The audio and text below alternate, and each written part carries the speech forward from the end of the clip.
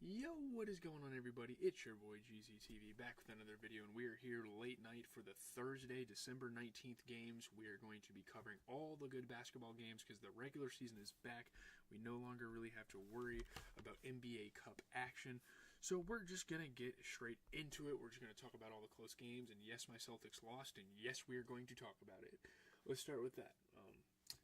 Zach LaVine scores a season-high 36 points to help the Bulls hold off the Celtics. They win by 9. Great scoring for Zach LaVine, probably his best game we have seen all year.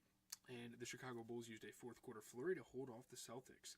This is the opener of a home-and-home set, so they played at TD Garden, and now they're going to the United Center. And actually, I kind of wanted to go to the United Center to watch this next game because it's on Saturday. I'm not going to be able to do that, unfortunately. That sucks. But man, shout out to Zach LaVine. They needed him to play good to win this game, and they did just that. Obviously, Kristaps Porzingis was providing good at-the-rim defense. This was a pretty good game. Obviously, there was a lot of referee controversy, and Joe Mazzulla got pissed. But as a Celtics fan, I'm not going to use that as a fucking excuse as to why we lost the game, because that's just fucking foolish. You're not going to lose by 9 off of fouls and bad calls. I just don't think that's possible. Maybe if it's a couple possessions of a game, sure. But rarely do you lose a game by 3+ possessions and it's the ref's fault. That's just not how that goes. Jaylen Brown was hitting some tough shots all game. Jason Tatum was hitting stuff from behind the arc. But we just couldn't win the game. And looking at the Bulls, man, shout out to Vucevic, 16 points, 14 rebounds. He shot 67% from 3. You get a 36-point performance for Zach LaVine, who's continued to be a great three-point shooter this season. And yeah, those two really got it done for the Bulls. You look at the Celtics, you get a 31-point, 10-rebound game for Jason Tatum. You get 20 points for Kristaps Porzingis, and not much else to say there. I mean, Jrue Holiday has really been struggling for us all season, and I understand. We're 21-6. We've been playing absolutely incredible. I don't have too much to complain about when we are talking about a guy like Jrue Holiday, but dude, he has got to step it up. Honestly, there's going to be a point where we might have to start Peyton Pritchard over him. I get Jrue Holiday is very valuable on defense, and I'm aware of that, and I can acknowledge that, but it still gets to a point where he's just going to have to sit out some minutes. He's just not that great of a player. He gets some steals, he gets some blocks, but in terms of winning, I think Peyton Pritchard has been a lot more valuable to us this season. As we are going to move on to the Jazz and the Pistons game, Colin Sexton and Keontae George lead the Jazz past the Pistons. They win by 7. Great scoring nights for Colin Sexton, Lauri Markkanen, and Keontae George really put together a good offensive game for the Jazz. And obviously, Lauri Markkanen crashing the glass as well, grabbing rebounds. You gotta love that. This is their second victory in 10 fucking games. Yeah, the Jazz are easily one of, if not the worst team in the NBA.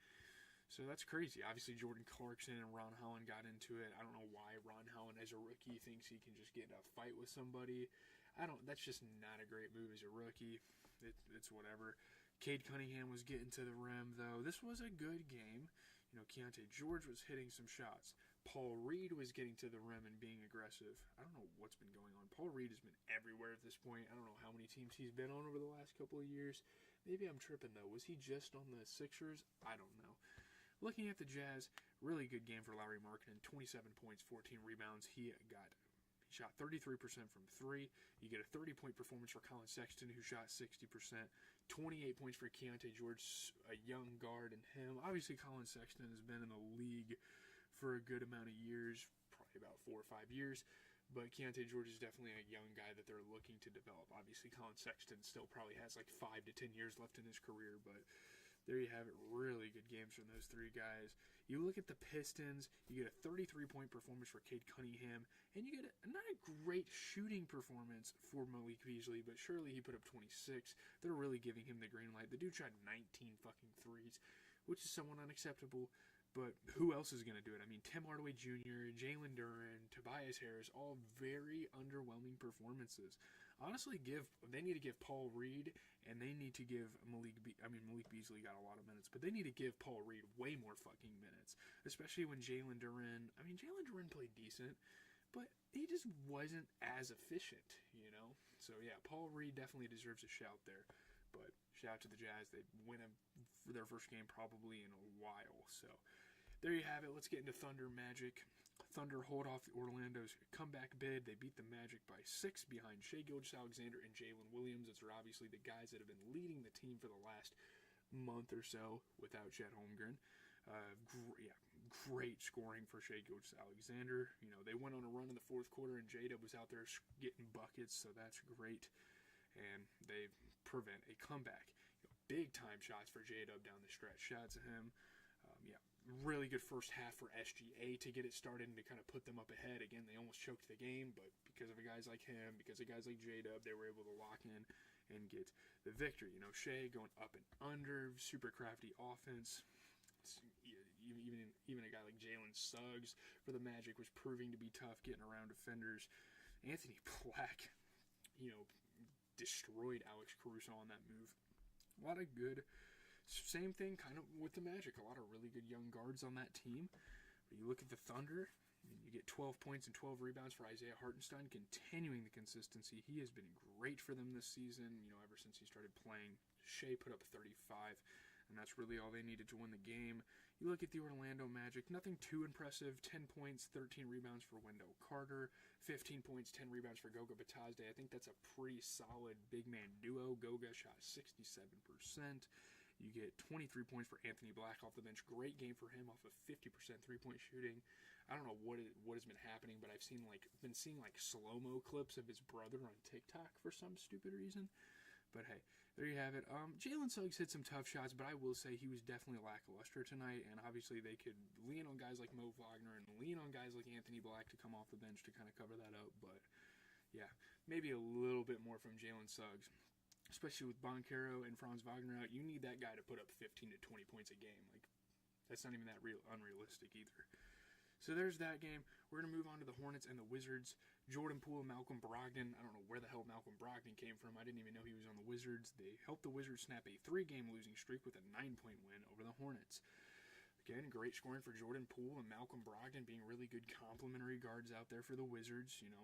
Malcolm Brogdon was hurt, so he's back from injury. That's a great player to watch, and he could be pretty impactful for the Wizards. I know their season is damn near over at this point with how many losses they've had early, but they get the win. Bilal Coulibaly had a fucking nasty jam. That was awesome.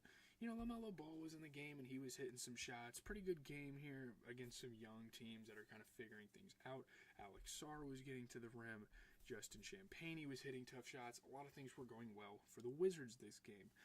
You look at the Hornets, LaMelo Ball just back like he never left. 34 points and 13 assists. I know he didn't shoot the greatest, but still, he was the guy out there for them.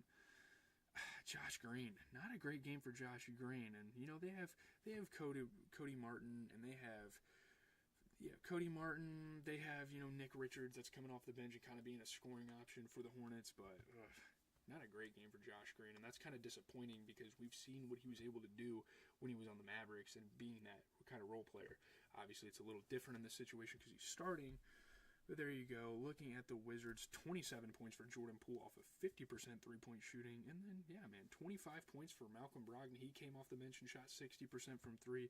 Those two shot a combined 8 for 15 for three, so that was quite electric. That was pretty awesome to watch. Good job in the guard play.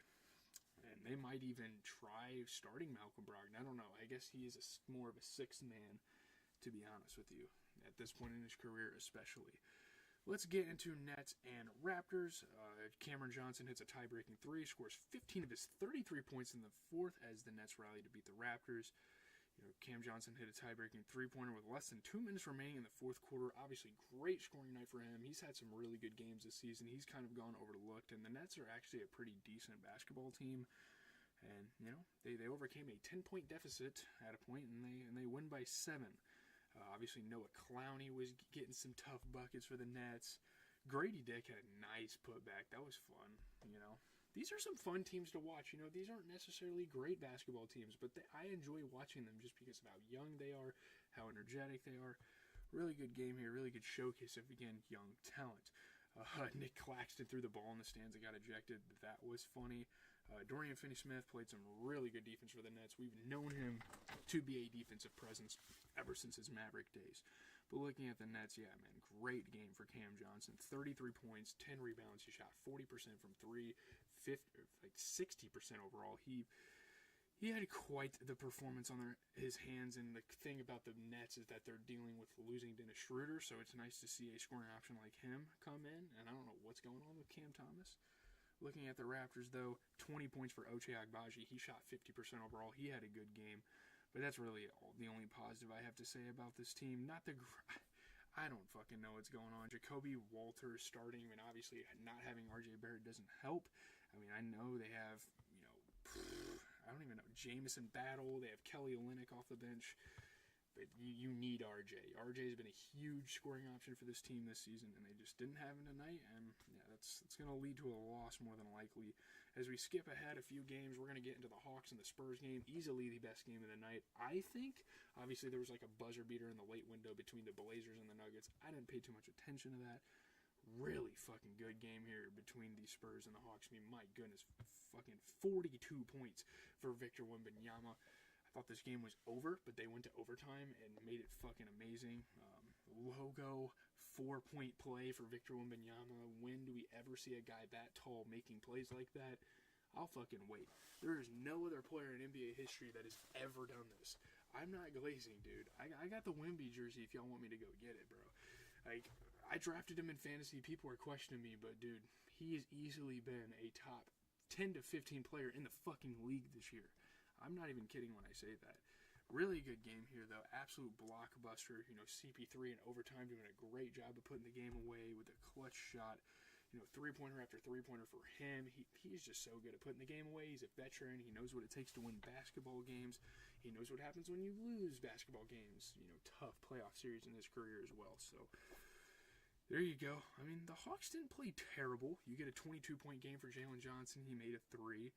You get 23 points and 16 assists for Trae Young off of 50% three-point shooting, continuing to distribute the rock for his teammates. Larry Nance Jr., insane performance, 21 points, 13 rebounds. You get DeAndre Hunter going for 27, shooting 50% from three and 60% overall. I'm not going to lie, the Hawks might have one of the best bench cores in the fucking league. Dude, we're talking about Bogdan Bogdanovic, DeAndre Hunter, and Larry Nance coming off the bench. That's quite insane. They have a really good lineup. Obviously not the greatest game for Dyson Daniels, but again, Bogdan Bogdanovic, DeAndre Hunter, Larry Nance Jr., guys like that pick it up for him. Yeah, and obviously Quentin, whatever his fucking name is, whatever their coach's name is, something Fisher, I can't remember. He did his best at kind of integrating the bench, but yeah, Dyson Daniels definitely need a little bit more offensively from him. He's supposed to be like a 10 to 15 point per game scorer for this team. So there you go. Looking at the Spurs, you get 20 points for Jeremy Sohan off of 50% three-point shooting. You get 42 points for Victor Wembanyama, which is absolutely incredible, obviously. 23 points for Devin Vassell. Devin Vassell actually had a really good game. Holy shit, man. The Spurs are actually a good basketball team for the first time since the Kawhi Leonard era. This is insane to watch, dude. It really fucking is. As we move into, we have probably about 2 more games left. We're going to first start with the Pacers and the Suns game. Pascal Siakam has 25 points and 18 rebounds. He leads the Pacers past the Suns. They win by 9. Now, I really wish that Tyrese Haliburton would be the one leading the team, but it is what it is. Great scoring night, great rebounding night for Pascal Siakam. Obviously, Miles Turner added a little bit on the scoring end as well, and they get the dub. Obviously, Obi Toppin and Showtime getting up for some jams. That was fun to watch. Pretty good game here against 2 really good offensive teams in the league. Pascal Siakam, tough shots, getting to the rim, being aggressive. That's just a very respectable NBA player. Love watching him play. He put up 25 points and 18 rebounds. Then you get Tyrese Haliburton going 13 points and 12 assists, and that's really all they had tonight. They didn't really play that bad, though. There really wasn't too much to complain about in terms of their play. Maybe Ben Shepherd could have played a little bit better off the bench. Maybe get a little more support out of a guy like that. But I don't think this team really played that bad. It's just... Or wait. They fucking won. I'm dumb. Sorry. They're not the losing team. Let's talk about the losing team, though, because looking at the Suns, Kevin Durant put up 37 points, 10 rebounds. He shot 50% from 3. You get 12 points, 10 rebounds for Jusuf Nurkic. I will say, Tyus Jones is not the most consistent basketball player, and he's going to have some bad scoring nights here and there. Obviously, they have Grayson Allen, and they have the Royce O'Neals to come off the bench to kind of help him out. And yeah, I do think they should probably give guys like Royce O'Neal more minutes because he has been a glue guy for this team over the last couple of years, and I know that hasn't led to much success. But still, I don't know. Tyus Jones is very iffy for me. As we get into Nuggets and Trailblazers, that'll be the last game of the night, and this was the huge buzzer beater game.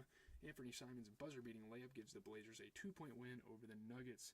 Anthony Simons made a driving layup with the buzzer, so that's really awesome. You know, beating Nikola Jokic and the Denver Nuggets is no easy feat, and Trailblazers do it. Calls game. Anthony Simons, a very young guy. He's going to have a really good NBA career, I think. He's a great scorer. He's awesome. Jamal Murray gets through the lane and slams it down. Michael Porter Jr. was finishing some alley-oops. A lot of at-the-rim finishes this game, I feel like. Again, really good game. Russell Westbrook was playing some good defense. You look at the Nuggets, 34 points for Nikola Jokic, continuing to have a great season. He shot 67% from 3. Actually, a pretty good game for Jamal Murray. 24 points, 10 assists. He shot 50% from 3. My goodness. I don't know what Aaron Gordon was doing tonight. I don't know. He was doing cardio out there. Didn't really do much. You have Peyton Watson, DeAndre Jordan, Russell Westbrook, Julian Strawther, all sorts of guys off the bench that could play over him. I mean, Julian Strawther, DeAndre Jordan, and Peyton Watson especially. Like, if a guy like Aaron Gordon is not playing good, you put those guys in the game. I think no question, but apparently Mike Malone didn't feel that way. So we get to the Blazers. You get a 15-point, 13-rebound game for DeAndre Ayton, 50% shooting. Pretty consistent season for him. Anthony Simons put up 28 points, 10 assists, shot 55%. He's continuing to have a great year, and the pairing with Shaedon Sharpe has been great. I mean, Shaedon Sharpe, 27 points. He shot 50%. It's awesome. So it's a really good young core that the Blazers have that they can hopefully carry forward and maybe pick up a couple key pieces, especially draft picks. So there you have it. Tomorrow, actually some really good games with Bucks, Cavs, and Thunder and Heat. Those are actually some games I'm looking forward to. I don't really care for the Hornets and Sixers. That could be a fun game. I'm going to be sure to watch as much basketball as I can tomorrow. It kind of depends on what the content schedule is looking like because I'm actually getting ready to shoot my review for Dune, which I actually just finished like an hour or so ago. We're going to shoot our review for that. I'm going to try to start editing it tonight so I don't have to do as much tomorrow. I'm tired, dude. Honestly, that movie, like, fucking exhausted me. But anyways, thank you guys for tuning in. Again, anytime there are good NBA games on, we're going to talk about it on the channel. The NBA Cup Championship was a little lackluster, so I didn't really feel the need to talk about it. But we are back. We were back tonight with regular season action. I watched a decent amount of it before starting my Dune journey, which was a rather shitty one. But, yeah. Hopefully you guys have a good rest of your night. More movie reviews, Penguin review. I'm going to try to get through the Squid Games and rewatch that